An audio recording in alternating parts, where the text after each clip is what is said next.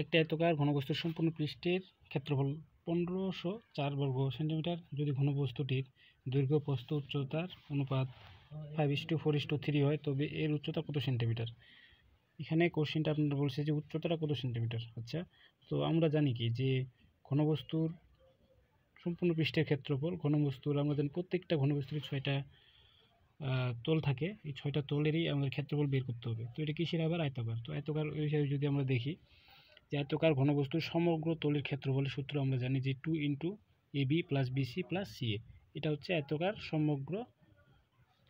ঘনবস্তুর সমগ্র তলের ক্ষেত্রফল। তো এখানে তো প্রত্যেকটা তলে কিন্তু মানের অনুপাত দেওয়া আছে। তো এই অনুপাতগুলো আগে ধরে নিব ওই হিসাবে যে মনে করি আয়তাকার ঘনবস্তুর দৈর্ঘ্য হচ্ছে A = 5x, এটাকে ধরে নিলাম। তো আয়তাকার ঘনবস্তুর প্রস্থ ধরে নেব B = 4x। দেন ঘনবস্তুর উচ্চতা আমরা ধরে নেব C = 3x। তো এই হিসাবে আমাদের সূত্র ফেলাবো কি যে আয়তাকার ঘনবস্তুর সমগ্র তলের ক্ষেত্রফল। তো সমগ্র তলের ক্ষেত্রফল কি জানি 2 × AB + BC + CA। ওকে, দেখুন এই যে মানগুলো বসাই। সমগ্র তলের ক্ষেত্রফল দেওয়া আছে 1504, এই যে 1504 বর্গ সেন্টিমিটার মান বসাইলাম।